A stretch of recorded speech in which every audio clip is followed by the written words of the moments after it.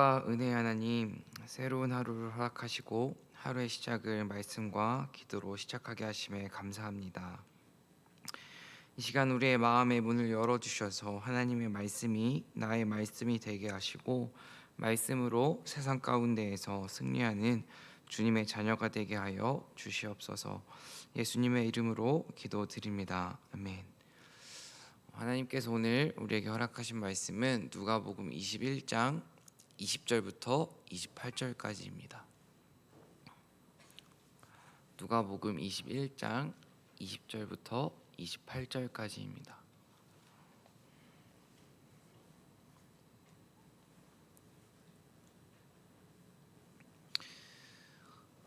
하나님의 말씀을 다 같이 읽도록 하겠습니다. 20절입니다. 너희가 예루살렘이 군대들에게 에워싸이는 것을 보거든 그 멸망이 가까운 줄을 알라. 그때 유대에 있는 자들은 산으로 도망갈 것이며 성내에 있는 자들은 나갈 것이며 촌에 있는 자들은 그리로 들어가지 말지어다. 이 날들은 기록된 모든 것을 이루는 징벌의 날이니라. 그날에는 아이벤 자들과 젖먹이는 자들에게 화가 있으리니 이는 땅에 큰 환난과 이 백성에게 진노가 있겠음이로다. 그들이 칼날에 죽임을 당하며 모든 이방에 사로잡혀 가겠고 예루살렘은 이방인의 때가 차기까지 이방인들에게 밟히리라. 1월 성신에는 징조가 있겠고 땅에서는 민족들이 바다와 파도의 성난 소리로 인하여 혼란한 중에 곤고하리라. 사람들이 세상에 임할 일을 생각하고 무서워함으로 기절하리니 이는 하늘의 권능들이 흔들리겠음이라. 그때 사람들이 인자가 구름을 타고 능력과 큰 영광으로 오는 것을 보리라. 이런 일이 되기를 시작하거든 일어나 머리를 들라 너희 속량이 가까웠느니라 하시더라. 아멘. 하나님의 은혜와 평강이 이 자리에 앉아 계신 모든 성도님들 삶 가운데 가득하길 소망합니다. 시험 공부를 열심히 한 학생에게 시험은 기다려지는 것입니다. 하지만 시험 공부를 열심히 하지 않은 학생에게 시험은 정말 두렵고 떨리는 순간입니다. 돌아오는 토요일 아동부 학생 중에 몇 명이 바이올린 대회에 나간다고 합니다. 지난주도 열심히 연습하는 모습을 지켜보았습니다. 바이올린 연습을 대회를 기다리면서 열심히 하고 있는 아이들에게 토요일 날 시작되는 그 바이올린 대회는 기대되는 순간입니다. 하지만 본인이 성실하게 준비를 하지 못하고 연습을 빼먹은 친구들에게 토요일 날 대회는 그냥 단순하게 두렵고 떨리는 시간일 뿐입니다. 열심히 준비한 사람에게 시험은 기쁨과 설렘의 날이지만 반대로 열심히 준비하지 못하고 성실하게 준비하지 못한 사람에게 시험의 날은 두려움과 슬픔의 날입니다. 심판과 구원도 동일합니다.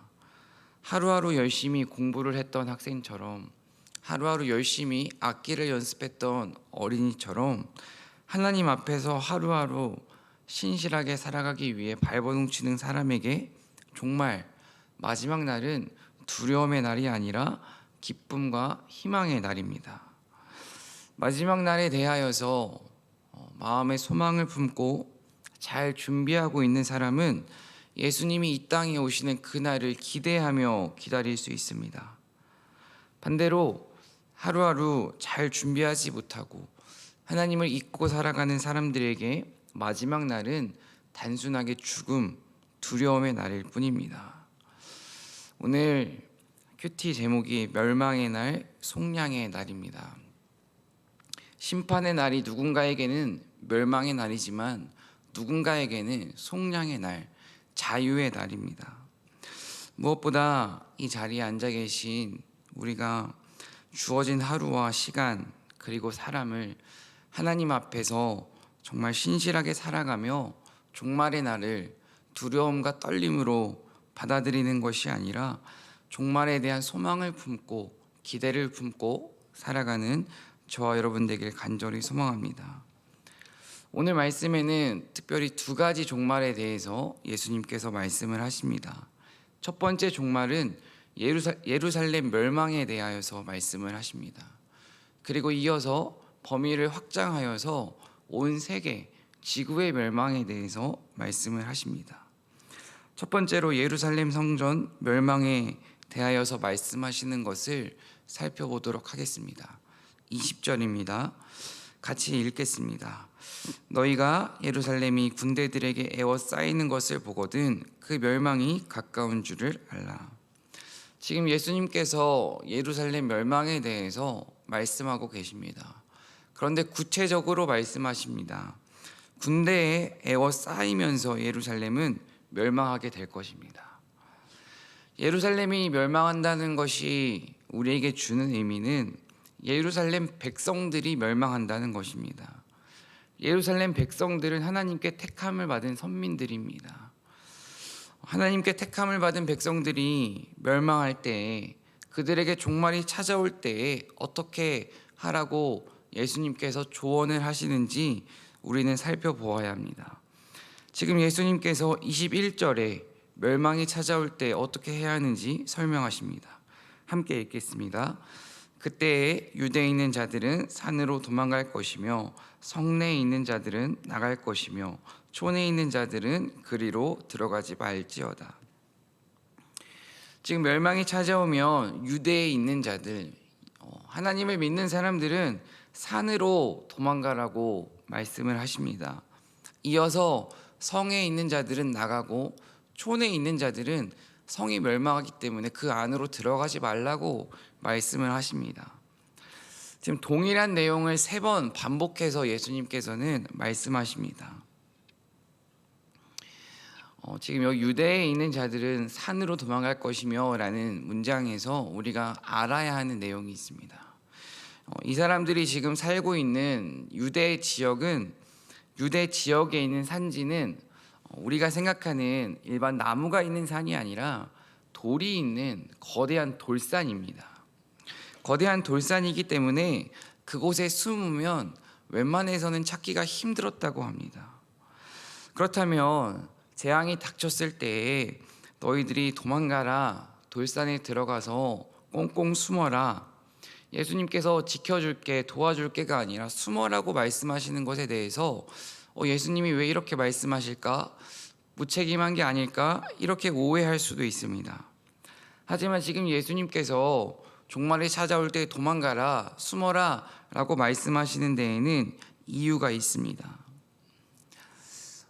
당시 기록된 문서들을 살펴보면 유대인들이 바벨론이 침공했을 때에 5년 동안이나 목숨을 걸고 긴 저항을 했던 시기가 있습니다.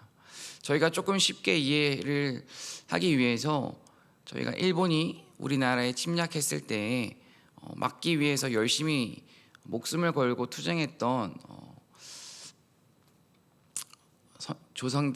조상들을 생각하면 될 것 같습니다. 예루살렘 성이 함락되지 않기 위해서 바벨론의 침략으로부터 막기 위해서 열심당원이라는 그 사람들은 마사다 요새라는 곳으로까지 피신을 하여서 4년 동안이나 버텼다고 합니다. 한마디로 적의 침략으로부터 자신의 조국을 지키기 위해서 목숨을 걸었던 사람들이 4년 동안이나 숨어서 열심히 투쟁을 했습니다. 그리고 그 끝은 결국 마지막에는 자신들이 조국을 지키지 못하자 자결했다고 합니다. 그렇게 자결함으로써 유다 전쟁이 막을 내렸습니다. 당시 기록들을 살펴보면 그들이 목숨을 걸고 저항했던 그 정신에 감탄할 수밖에 없습니다. 자신의 민족이 위기에 처했을 때에, 직면했을 때에 목숨을 바쳐 싸우는 것은 정말 지극히 당연한 것이고 또 가치 있는 일입니다. 그런데 지금 예수님께서는 조국이 멸망의 위기에 처했을 때에 이때처럼 목숨을 걸고 지켜라, 목숨을 걸고 싸워라 이렇게 말씀하시는 것이 아니라 이번에는 그러지 말라고 하십니다. 도망쳐서 목숨을 지키라고 말씀하십니다. 예수님께서는 십자가 죽음을 앞두시고 피할 수 있었지만 죽음을 향해 걸어가셨습니다. 그분은 자신의 죽음보다 더 큰 가치가 있다는 것을 알기 때문에 죽음을 향해 걸어가셨던 분입니다. 하지만 지금은 도망치라고 말씀을 하십니다. 이유가 무엇일까요? 22절 말씀을 한번 함께 읽어보도록 하겠습니다. 함께 읽겠습니다. 이 날들은 기록된 모든 것을 이루는 징벌의 날이니라. 이 날은, 멸망의 날은 정해진 심판의 날이기 때문입니다. 목숨 걸고 싸운다고 한들 돌이킬 수 없는, 인간의 힘으로는 바꿀 수 없는 정해진 심판의 날이기 때문에 너희들이 할 수 있으면 몸을 피하여서 살아남으라고 하시는 것입니다. 단순하게 너희들이 목숨을 붙여서 너희 삶을 연명하기 위해서 숨을 하는 것이 아니라 살아남아서 남은 자가 되어서 남은 자에게 주어진 하나님의 사명을 완수하라는 목적을 품고 도망가라고 말씀을 하시는 것입니다. 그렇다면 징벌의 날이 찾아왔을 때에, 우리의 힘으로 바꿀 수 없는 정해진 심판 날이 찾아왔을 때에 피하기 위해서 필요한 것이 무엇일까요? 멸망의 날이 찾아왔을 때에 도망치기 위해서 필요한 것은 뒤를 돌아보지 않는 것이라고 생각을 해보았습니다. 가진 것에 미련을 두지 않고 내가 지금 쥐고 있는 것에 소망을 품지 않을 수 있어야 멸망의 날이 찾아왔을 때 우리는 그곳에서 즉시 피할 수 있습니다. 전쟁을 겪어보지 못한 세대입니다. 제가 경험한 한국 전쟁은 책, 영화가 전부입니다. 태극기 휘날리며 라는 영화를 초등학교 때도 보았고 성인이 되어서도 보았습니다. 그 영화에 한국 전쟁이 시작되자 피난을 떠나는 모습이 나옵니다. 피난을 떠날 때 사람들의 짐은 간소한 것처럼 보이기도 했지만 영화 속에 나오는 어떤 가족의 짐은 정말 많아 보이기도 했습니다. 소에 막 많은 짐을 싣기도 했습니다. 그런데 피난을 떠날 때 즉시 떠나기 위해서는 집에 있는 모든 것들을 다 챙겨갈 수 없습니다. 정말 가장 필요한 것, 간소화하고 또 간소화해서 정말 필요한 것만 들고 떠나야 합니다. 내가 지금 가지고 있는 것에 미련을 두는 사람은 즉시 떠날 수가 없습니다. 다 챙기려고 하다가 죽을 수도 있습니다. 가진 것에 미련을 두지 말고 빠르게 떠나야 합니다. 우리가 종말에 대하여서 소망을 품고 또 종말을 기억하며 살아가는 사람의 첫 번째 태도는 가진 것에 미련을 두지 않는 것입니다. 전쟁을 놓고 이야기를 했지만 우리에게 종말이 찾아왔을 때 우리가 이 세상을 살아가면서 어떠한 태도와 자세로 살아가야 할까요? 라는 질문을 한다면 우리가 가진 것, 우리가 소유하고 있는 것, 우리의 물질들, 또 우리가 관계를 맺고 있는 사람들, 그것에 있어서 집착하지 말아야 합니다. 죽음 앞에서, 종말 앞에서 우리가 가지고 갈 수 있는 것은 아무것도 없습니다. 하지만 우리는 늘 착각을 하는 것 같습니다. 지금 내가 쥐고 있는 것을 끝까지 쥘 수 있다고, 지금 내가 갖고 있는 것을 끝까지 다 가질 수 있다고 착각하곤 합니다. 사라지는 것에 소망을 품고 살아가는 것이 아니라 사라지지 않는 것에 소망을 품고 살아가는 사람만이 종말이 찾아왔을 때에 두려움으로 마주하는 것이 아니라 기쁨으로 맞이할 수 있습니다. 그렇다면 조금 더 구체적으로 우리는 무엇을 버리고 어디로 피해야 하는지에 대해서 살펴보도록 하겠습니다. 우리가 버려야 하는 것이 무엇일까요? 라고 질문한다면 우리는 죄를 버려야 합니다. 죄는 하나님이 싫어하시는 모든 것을 의미합니다. 조금 더 구체적으로 말하면 물질과 사람, 관계에 있어서 내가 지금 하나님보다 더 사랑하고 있는 것이 있다면 우리는 오늘 이 새벽 그것을 놓고 기도하며 정리해야 합니다. 인생을 살아가며 문제가 찾아오면 우리는 늘 생각합니다. 이렇게 해볼까? 저렇게 해볼까? 조언을 구해볼까? 아무리 많은 고민을 하고 생각을 하고 누군가에게 조언을 구해도 내가 생각하기에 아무리 좋은 결론을 내렸다 할지라도 인간의 생각은 우리를 만든 창조주의 생각까지 따라갈 수는 없습니다. 그렇다면 우리는 하나님께서 멸망의 때가 찾아왔을 때, 종말이 찾아왔을 때 사람을 찾는 것이 아니라 피하라고 말씀하신, 내게 오라고 말씀하신 그분에게로 피해야 합니다. 하나님께로 피하는 것만이 우리가 살 수 있는 유일한 방법입니다. 우리는 죄를 버리고 하나님께로 피해야 합니다. 이 새벽 내가 하나님보다 더 사랑하는 것이 무엇인지 하나님께 잠잠히 묻고, 내가 하나님보다 더 사랑하는 것은 버리며 하나님께 소망을 두고 하나님께로 피하는 저와 여러분 되길 간절히 소망합니다. 23절과 24절을 살펴보도록 하겠습니다. 23절을 한번 읽어보도록 하겠습니다. 그날에는 아이 벤 자들과 젖 먹이는 자들에게 화가 있으리니 이는 땅에 큰 환난과 이 백성에게 진노가 있겠음이로다. 24절입니다. 그들이 칼날에 죽임을 당하며 모든 이방에 사로잡혀 가겠고 예루살렘은 이방인의 때가 차기까지 이방인들에게 밟히리라. 지금 예루살렘이 멸망하는 그날에는 젖 먹이는 자들에게 화가 있고 이 땅에 큰 환난이 있다고 합니다.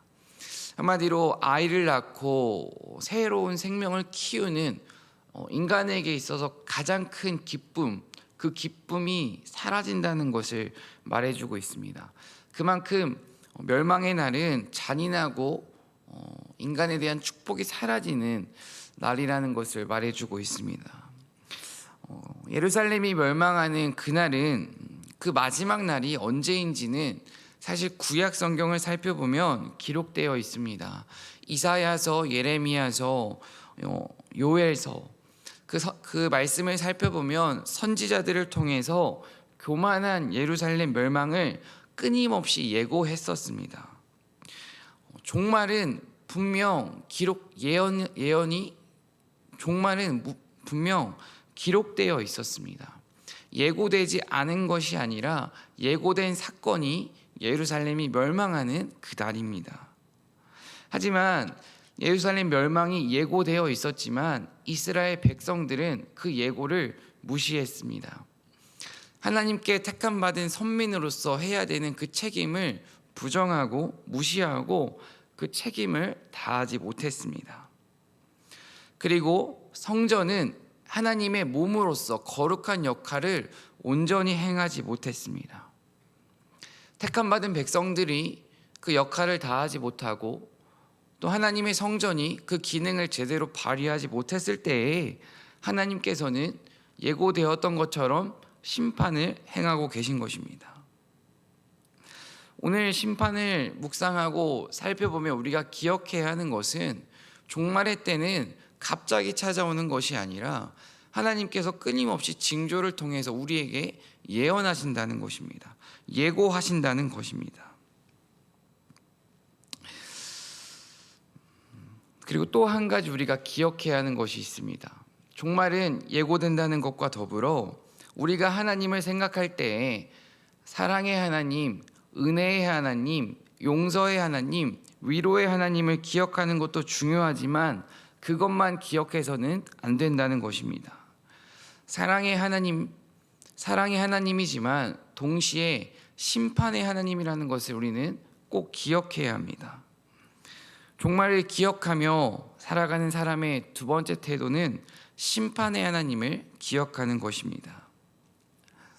물론 우리가 예수님의 품 안에 있으면 결코 정죄함도 없고 심판도 없습니다. 하지만 그것이 우리로 하여금 하나님의 은혜와 자비를 하찮게 여기는, 너무 쉽게 여기는, 너무 가볍게 여기는 값싼 은혜로 만들면 안 된다는 것입니다. 제가 지금 말씀드리는 이 값싼 은혜는 쉽게 생각하면 괜찮겠지라는 단어를 생각하시면 될 것 같습니다.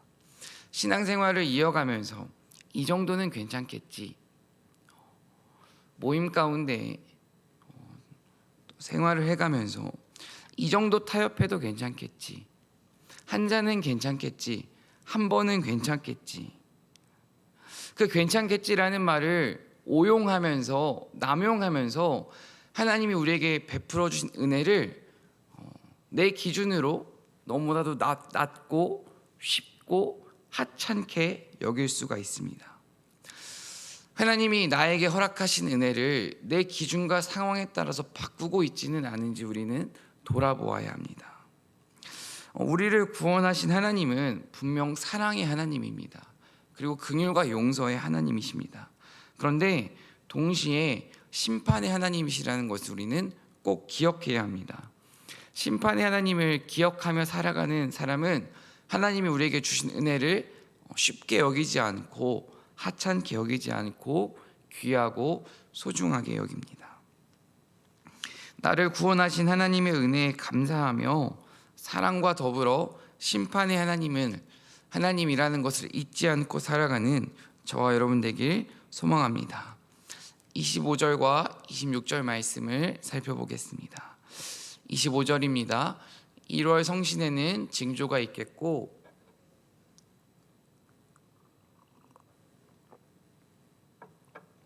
혼란한 중에 공고하리라. 26절입니다. 사람들이 세상에 임할 일을 생각하고 무서워함으로 기절하리니 이는 하늘의 권능들이 흔들리게 됨이라. 첫 번째 종말은 예루살렘 멸망에 대한 이야기였습니다. 이제 두 번째 종말은 예루살렘 멸망에서 범위가 확장되어 온 우주적 지구적 종말에 관해서 말씀하고 계십니다. 지금 사람들은 세상에 임하는 멸망으로 인하여 고통스러워하고 혼란스러워하고 있습니다. 그리고 무서워하고 기절하고 있습니다. 지금 일어나는 재앙은 사람의 힘으로 어떻게 할 수가 없는 재앙입니다.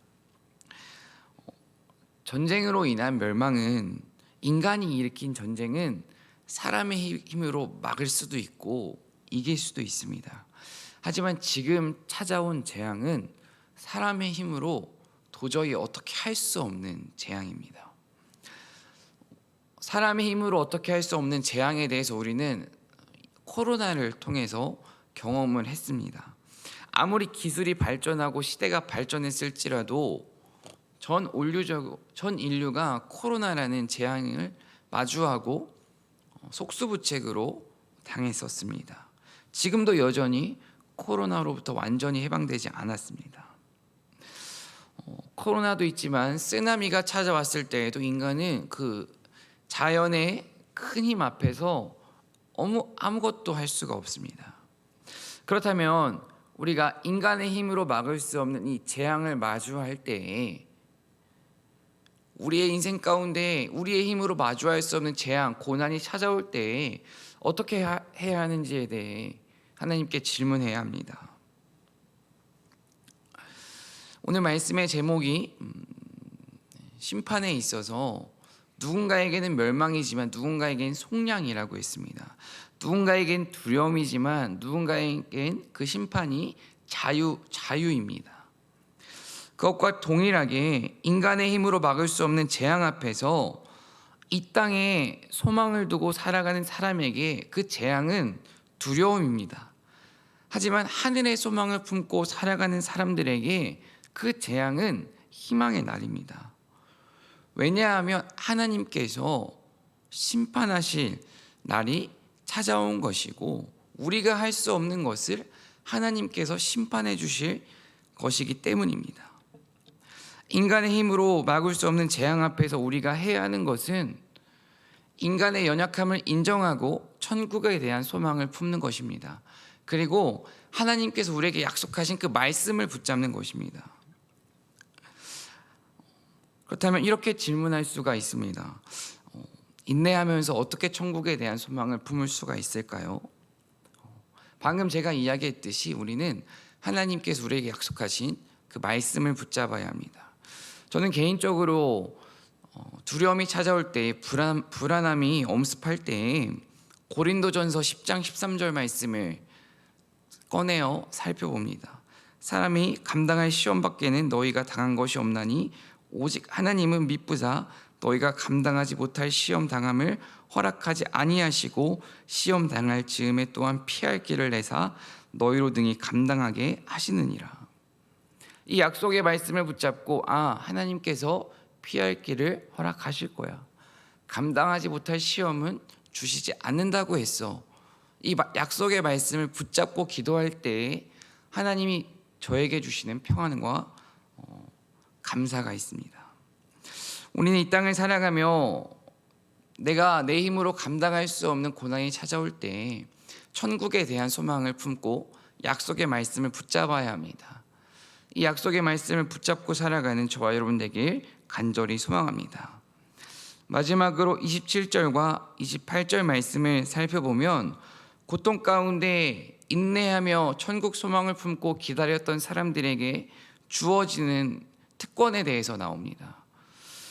종말의 때를 인내하며 종말 가운데 그날까지 인내하며 참고 버티고 견뎠던 사람들에게 종말의 날은 영광스러운 날이 될 것입니다.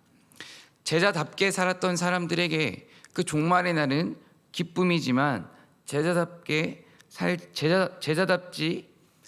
살지 못했던 사람들에게 그 종말은 두려움의 날입니다.